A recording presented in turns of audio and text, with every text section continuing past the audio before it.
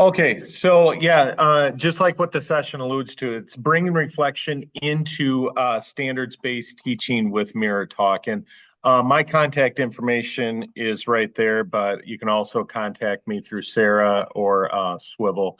And I don't work for Swivel at all, so this isn't any sort of paid endorsement or anything. Um, so our game plan for today, you can read them right there, but just so that everyone that's here or everyone that's going to be listening to this when it gets posted, understand how reflection can align with your standards and both the educator standards. So I'll be talking about the 5D plus teacher evaluation rubric that many of the states use to evaluate teachers, as well as the state and national standards, whether it be Common Core or in the science domain, oh goodness, I just drew a blank on science, NGSS, there we are.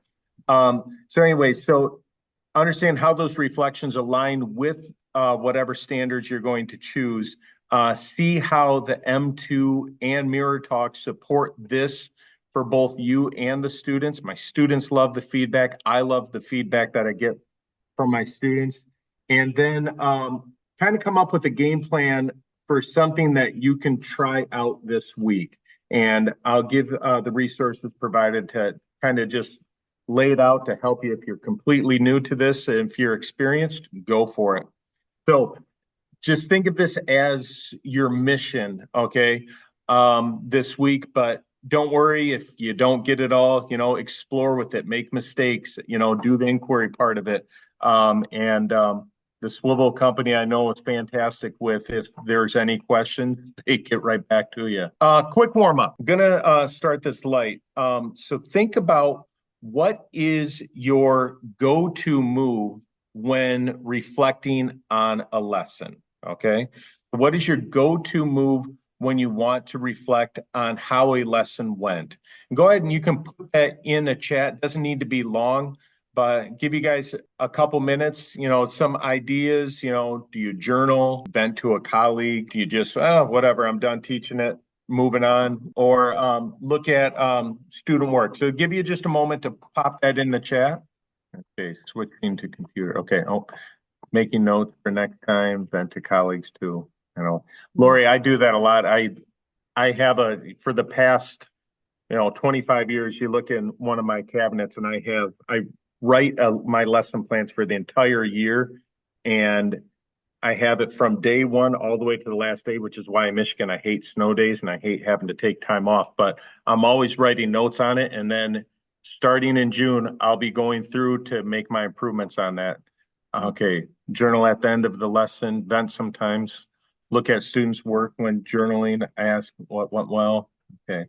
Looking at student work. Susan, so student work you have, is that mostly just, like your cumulative assessments or your summative assessments or no? All right. So moving on, again, what the session's about is, what the M2 device can do. And it's what if AI could help you reflect without adding a bunch of work to it. And the M2, if you've never co-taught with it, is fantastic on that. And I'll share with you one of the reflections I got from it. The power of M2 reflections and why reflect with standards in mind. So again, this quote, it gets me, I know what I taught, but did what I teach actually land with the students? So I say that because, yeah, I know my curriculum, I know my science and whatnot, but did it actually reach the students? And both the M2 giving me feedback on my teaching as well as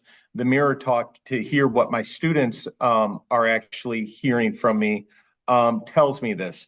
So that's why we're going to be aligning the reflections to standards that matter. Okay. So using that M2, you can input your learning targets directly into that.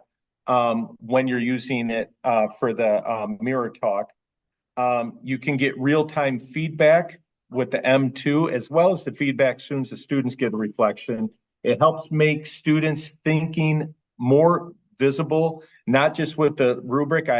My favorite part of the little scorecards it provides is actually reading the summary of the students, what they got, where they can improve. And so in doing that, it allows for reflections to become much more focused and purposeful and practical. So that's what I really, really love about using M2 and the MirrorTalk AI. Oh, let's meet our tools. Okay, so our two new best friends here, if you're completely new to it, is the MirrorTalk, which you assign the reflections tied to a standard, how I use it. And then the M2, which listens to a lesson and then provides the AI-driven feedback. So with that, together and how I use them, it's purposeful, it's standards-based, it's reflections, but together they create kind of this full circle reflection cycle where I get to reflect on my teaching. I get to see how the students are perceiving my teaching and what they're actually gaining from what my school district and university pay me to do, which is to teach. So what are you more curious about? I guess the MirrorTalk or the M2? You can either put in the chat or M2. M2. Okay. Yes, I still struggle with M2. All right. M2 it is. And I'll be doing a little bit of both. Okay. So with this, if you want smart student prompts, use the MirrorTalk. Okay, but if you want insight on your teaching, that's where the M2 is. Many of you are speaking of M2. So I'm going to actually start with MirrorTalk and then go into M2 as well. So the tool snapshot, and if you've never used this before, but it sounds like most people have, okay? With the MirrorTalk, I choose a standard. So if I go onto here, and you guys can't see it too well, but I choose my group and then I go and I'll plug in my standard that I want. And I can plug it right off of NGSS. I can plug it in right off of Common Core. You don't even need to type in the whole thing. You can literally just copy and paste the code. And that's also for the 5D plus teacher evaluation rubric. Who was it? Was it you, Stacy, or Lori that teach teacher education courses? Lori, you do? Okay, so M2, you can set the teaching objectives. You can teach with the M2 listening, which is fantastic for student teachers, Lori, and teacher assistants. And then it reviews the targeted feedback that you're looking for. So again, it's simple workflows, but they both have a very, very big impact. So here's my example of what I have done with this using for my student side of it. So this is the MirrorTalk side of it, and then I'll get into the M2. So this is the standards in action using my Rail project. My Rail project is just riparian area integrated learning. It gets students out into streams and other aquatic systems and studying water quality, nutrient modeling, science stuff. And if I need to speak more on that, I will. So the standard that I pulled, and this is right from NGSS, is MS-LS2-1. Okay, what is that? Here, the student is required to analyze, interpret data to provide evidence for effects of resource availability of organisms and populations of organisms in the ecosystem. Basically, resources dictate population. So in the context of what my students were doing with this standard, they're analyzing aquatic invertebrate data, population diversity data, and seeing if it's impacted when we released a new predator to the system, the Chinook salmon. We raise salmon in the class, and then they get released into first order stream that we study. So the Rail project context of that standard is that. So what I did is I took that and I put it in a simple, just typed this in, copied it right onto the MirrorTalk AI. And I just said, I can analyze macroinvertebrate data to understand how the introduction of a new predator can affect an ecosystem's health.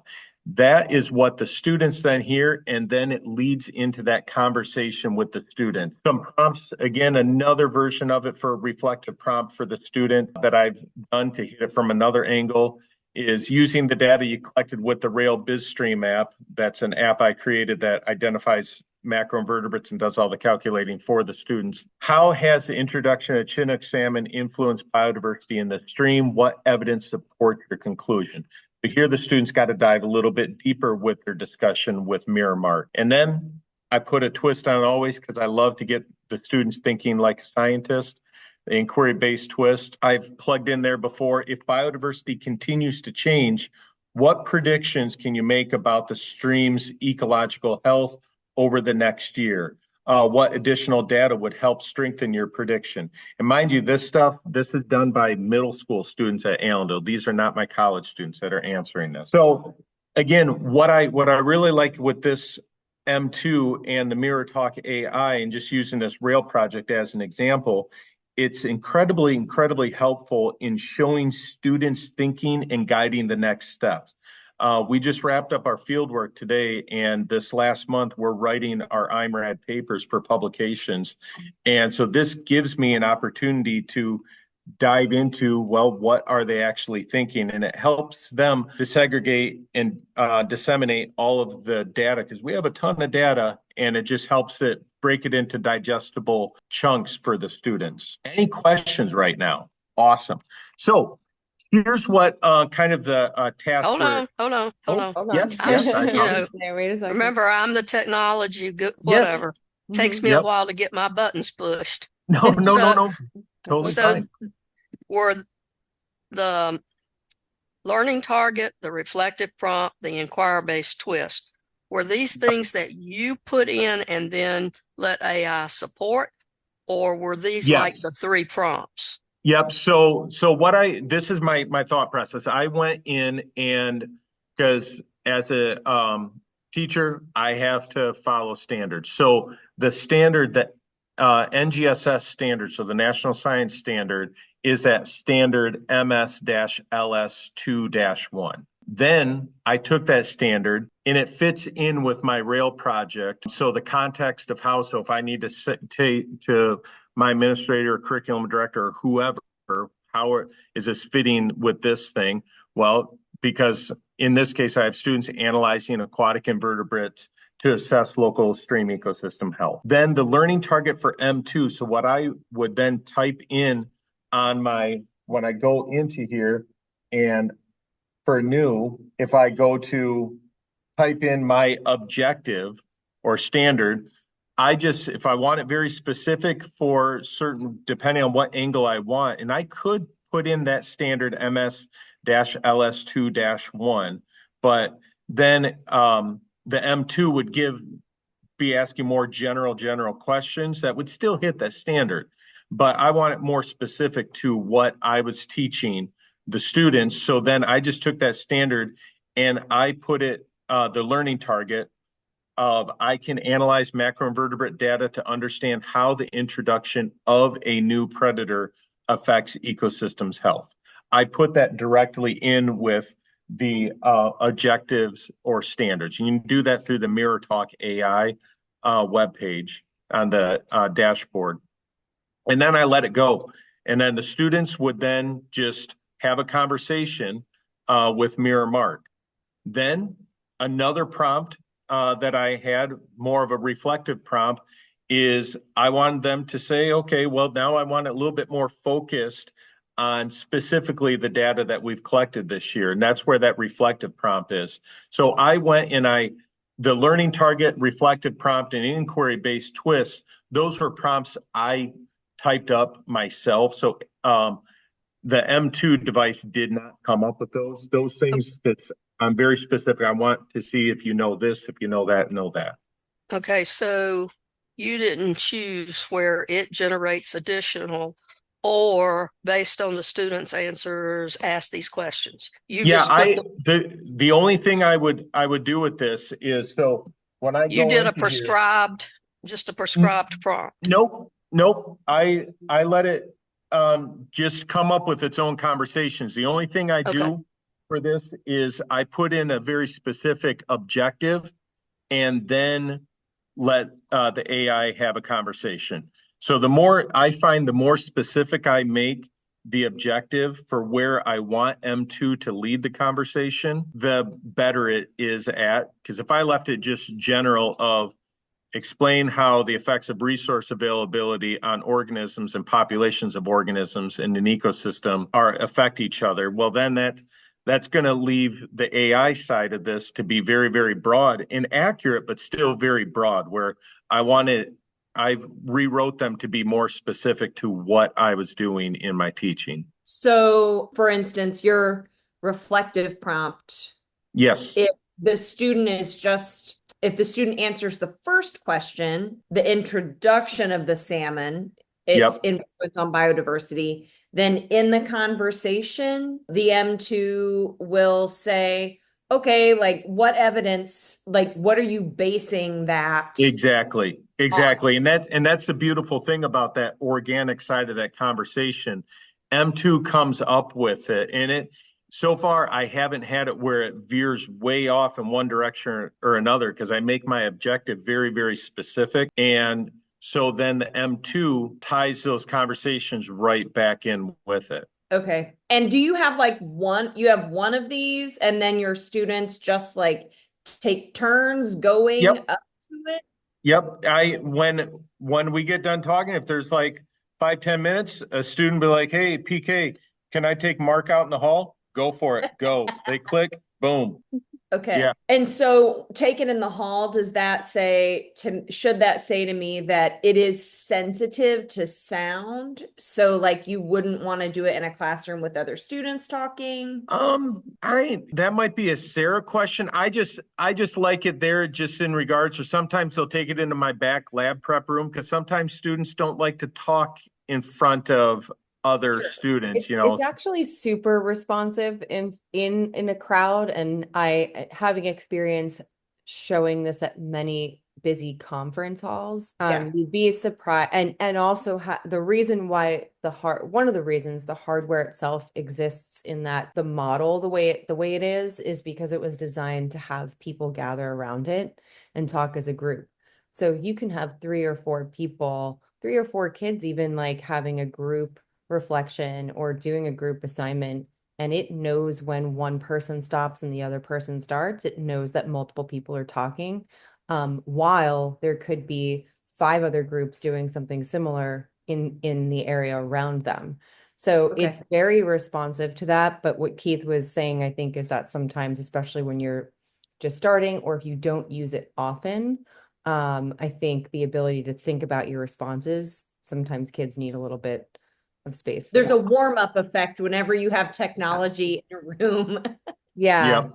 But as far as the actual operational quality of the technology, it's really very responsive. And then in the M2 function, where it's actually listening to you when you're using M2 and it's listening to your classroom observations, it's a similar function. The teacher's wearing a microphone and just walking around, and it's listening to you, and it doesn't matter what the kids are doing. If they're in noisy groups or you're having a whole class discussion, it can pick up any voice and the nuances of people switching conversation. Yeah, and actually on that, and I wish I had more space to do this, but I read one of my transcripts because it records everything that I'm doing. And I was like, oh, I remember saying that. I remember, and it was pretty spot on. And it had my little pauses for listening for a student. And then I don't remember if it did have a couple of the questions, the students that said it loud enough. And But also, yeah. hi, this is Darcel. Hi, Jen. Also, I've never even used the microphone as it's observing the classroom. I don't even have a microphone on. I'm walking around and it knows it is quite in It's very tune to what's yeah. going around it. So a Mhm. microphone is not even, I mean, it's great to have the microphone because it does come with a microphone, but But I've never used when you do get into the real depth of using M2 as for observational purposes, though, and for a co-teacher, what the microphone also has on it is the button that you hold to communicate with M2. So it's always going to be amazing at listening to you, like Darcel is saying. But when you want to actually ask M2 questions, or you want kids to ask M2 questions, then you have to hold down the button on the microphone in order to do that, so it knows that you're initiating or triggering that response. So Which that's the the only thing. students love. Yeah. The Yeah. students love that. Mhm. They do. Ask Mark, PK. All right. Blah, blah, blah. And at one time, Mirror Mark went off about the Tungara frog and the fringe-lip bat. And I was like, awesome. All right. So I did just want to say one more. Oh, I'm sorry. Did I interrupt somebody other than Keith? Not at all, Sarah. Go. Okay. So I wanted to just say I did just activate Keith's Padlet in the resources. So please let me know if you don't see that down there. You should be able to open his Padlet because we're getting up to that portion right now. Yep. If So- you can't activate it, then let me know. Yeah, and also you can just grab your phone and zap the QR code on there. Mhm. So the 3-2-1 reflection. So just again, there are no wrong answers right here. Just kind of get yourself into coming up with these standards. Okay, so one standard, whether it be any sort of standard, whether it be Common Core, NGSS, if you're in the admin side, to 5D plus stuff. So one standard, one M2 idea, and one MirrorTalk prompt. So again, like what I said, there's no wrong answers. The standards you've reflected on or haven't reflected on yet. So I'll give you guys some time on that. I'm going to open up this on myself. Can you remind me what is an M2 idea? Yeah, so the M2 idea, M2 is the thing that would be my co-teacher.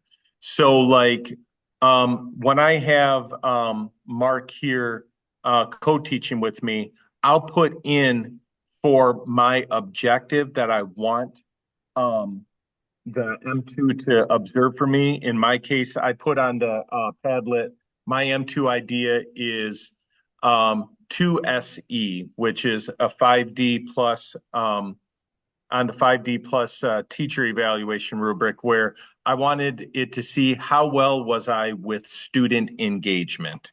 So literally when I went onto here and I went to personal and I go new for that objective on there, I just typed in the 2.se student engagement. That's the only thing I put in on the objective side of it. And then I started teaching. And I'll show you what I took a screenshot of one of the feedbacks that it gave me. No, wait, we're still just doing this Padlet right now, right? Yep. I just needed a reminder, so I'm good. And then, Yep. so the MirrorTalk prompt is something that I want to ask it to do or to have it. So the MirrorTalk prompt would be something that you would like a student to reflect on. Gotcha. Okay. So M2 is for the teacher's reflection side of it. The MirrorTalk is the student side of it. Gotcha. Mine we won't see? open. This laptop from the school I can't open a lot of school documents, so I couldn't open Oh. the Padlet. Oh, Okay. no.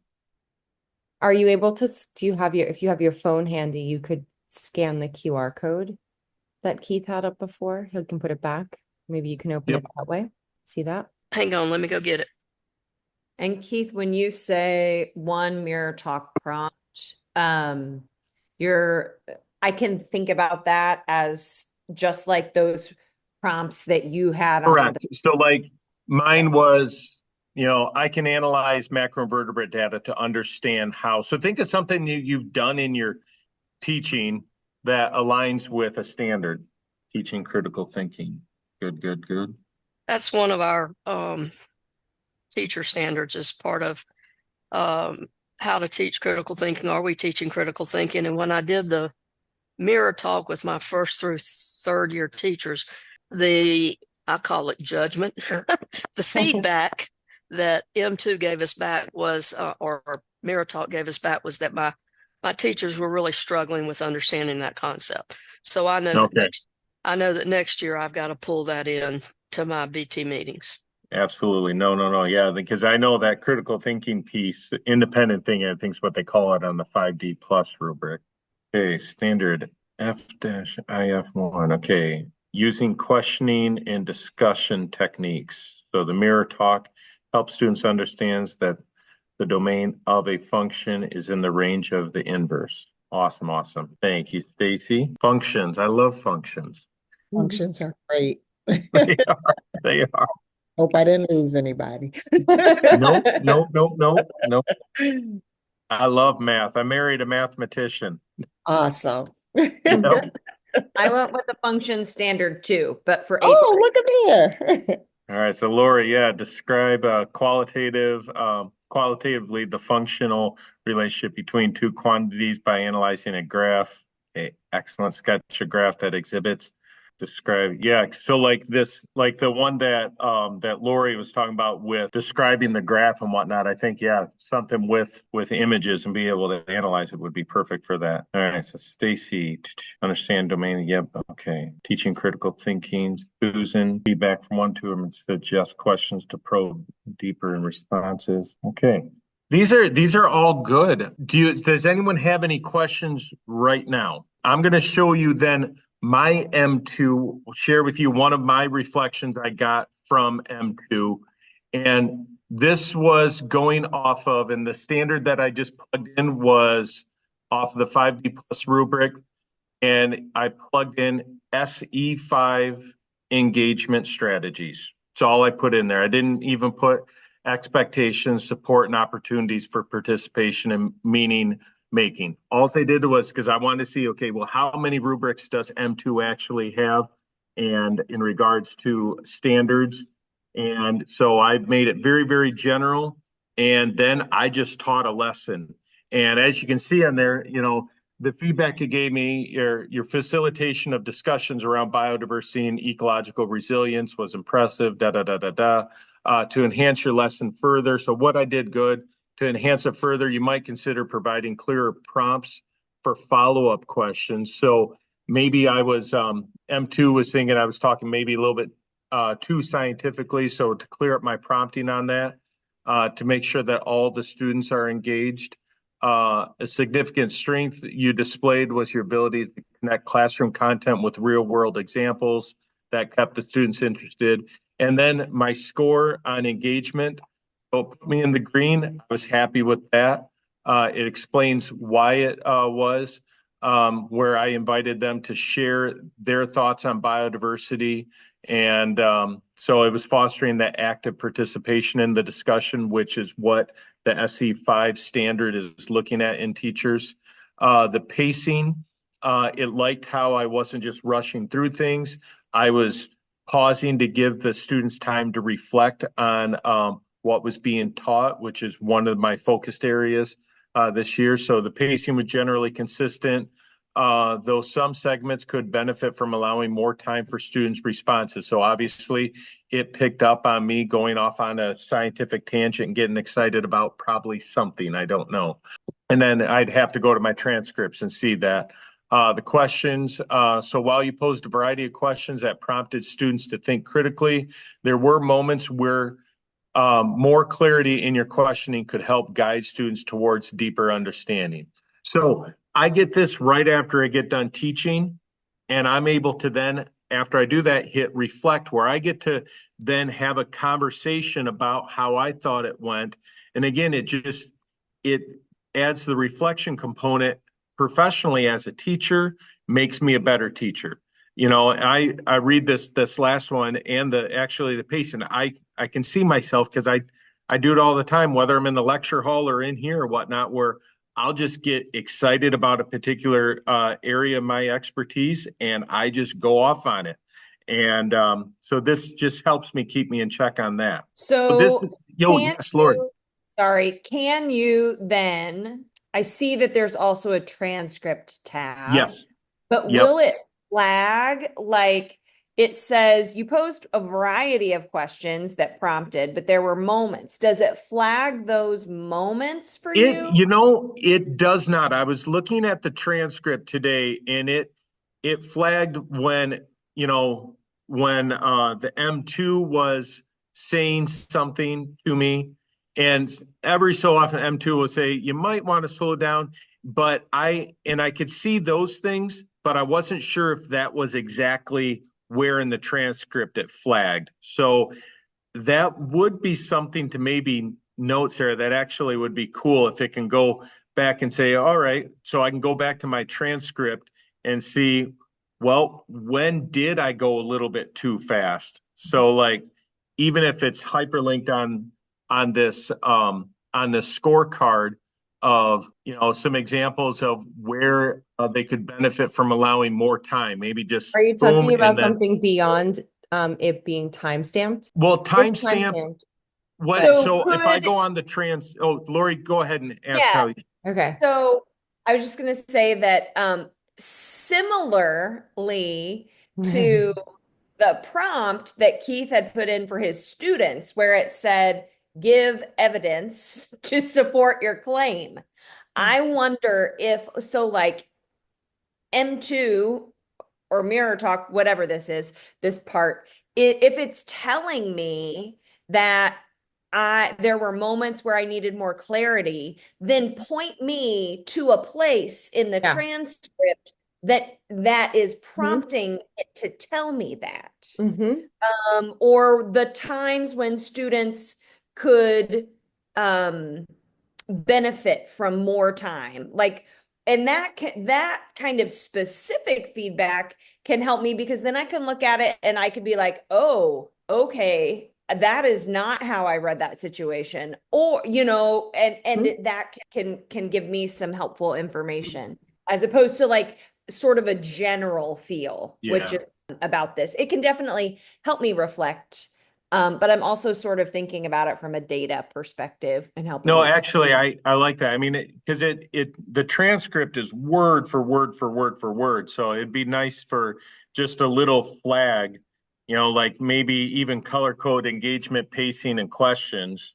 And then I just have if engagement's pink, then the highlighted area of the transcript is pink for that area that I was talking about. I'd like to chime in and just add, on those moments when M2 is advising that I give more clear directions, not just flag where those moments were, but also, wouldn't it be awesome if M2 could make a suggestion? Like, here's what you said, and here's a way that would have been more succinct. I think that would be powerful for new teachers. And But on the condition, Susan, that it says, hey, Susan, that was awesome. But maybe because I don't want it to sound maybe like it's overstepping the teacher per se. Maybe a polite M2. And you I- can I- ask I it like to do that. that. You can ask when you talk to M2, you can ask it to do any of that. It's just Yeah. not going to do it automatically, because it's not going to assume what you want. Yeah. That's right. You I- have to do the thinking, and it is the assisting. So I that's have the found way I that would very approach it. helpful. Yeah. At the end of the day, I sit down one-on-one with M2 and have had some discussions about, how could I have done this differently, or what could I have done here? And M2 talks right back to me and would talk to me all evening long if I sat there. So, but I thought maybe with new teachers, it'd be neat, you were talking about flagging, maybe another place on pacing on those times when we're going too quickly. Where should we be slowing down? I get that feedback whenever I'm using that. Give me the feedback every 5 minutes or every 2 minutes. But I think that would be helpful for some newer teachers to just kind of see when their pacing is off, where if it could flag and show them where that happened. And like even maybe like a slide bar for how sensitive a feedback I would want it. So a newer teacher might want something the pacing like that. A seasoned teacher might not need it to say, hey, maybe say that down at a couple grade levels lower than something, I don't know. But good. So just to keep this thing going. So to make this real, okay. What I guess Oh, I put wanting you that to template. I've made that template he's Oh. about to talk about. Sorry, it's in Yep. the resources. Awesome. Yeah, so this template here, I'll get into what it is. But again, reflection, the big thing about reflection is to make it into a habit. And so to try to make it into your routine. So, this week, try to pick a standard, whether you want to do with the M2, with the 5D plus, et cetera, or you're going to do the MirrorTalk AI to have the students reflect on that. But pick a standard, use the M2 while teaching, and then pick a couple students or a student learning objective and assign a MirrorTalk reflection for that, where the students get to reflect. Try coming up with your teacher standard, And then like in the earlier exercise, working it into a student-friendly version of a student prompt, and then let the students go to town on it. And then we can compare insights on our webpage here, but this making reflection count companion material, I'll open it up. And all it is just a nice little template of, I did my one example here. So the MS-LS2-1. So here, how will M2 listen for this? So I wanted M2, and I don't think, honestly, I probably overthought when I made this, but here I wanted M2 to be listening for analysis of species interactions is what I was hoping for. I don't tell M2 to do it. I just plugged in the standard. And for the prompt that I put in for the students was, what does our data say about biodiversity since salmon arrived? And then below here was just a quick startup guide. If you just took M2 out of a box to set up the M2 for if it's going to be observing you, or if you're going to be setting up the MirrorTalk for the student reflection. And then just a quick little mini calendar, you can start it on Monday, set a standard, record with M2 on Tuesday, review your feedback on Wednesday, assign a MirrorTalk, and then discuss and reflect and share it off on our blog that we have. Any questions? Again, my final thoughts, aligning standards with inquiry reflection, it enhances student learning so much, okay? Reflection, it isn't extra work. It is the work, because if they're reflecting, the students are learning. And when it aligns to the standards, when that reflection aligns to the standards, it makes the standards more powerful, more robust, and makes the learning and the reflection much more robust. It allows the students to personalize the content that you're trying to teach them. The Swivel M2, it helps make standards more interactive and reflective, what I was alluding to. And it encourages students to think critically and connect learning to real world scenarios. That's what I love about it. It is so smart at pulling what students are bringing off, and it ties it right back to what standard I plugged into there. So the wrap up and share open questions, but last question before we do open it up. Is there anything that you would like to try this week? Go ahead and you can just share it right out vocally. We don't need to have the chat on this.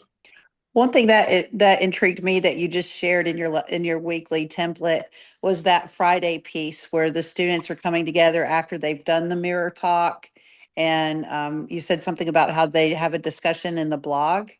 I think that's powerful. Yeah. Yeah. So it's Sarah's. Sarah, do they all have access to our group that we plug stuff in the community? The community, yeah. I didn't share it yet. So, I was going to be my last one. So I'm going to make that, I'm making that available now. So now if you go to resources, if you're not, some of you are already in the community, but if you're not, and if you click that link, it'll allow you to make a free account and join. And if you have joined and haven't actually been active or done anything, go and introduce yourself, check out resources, talk to people.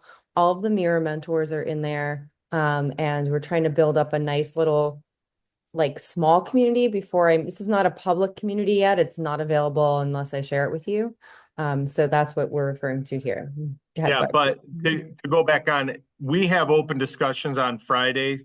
I have posters where students will take sticky notes on what they're really good at, what they need to work on. And so they reflect a lot on that way too. So we'll bring in and draw in their their M2 reflections.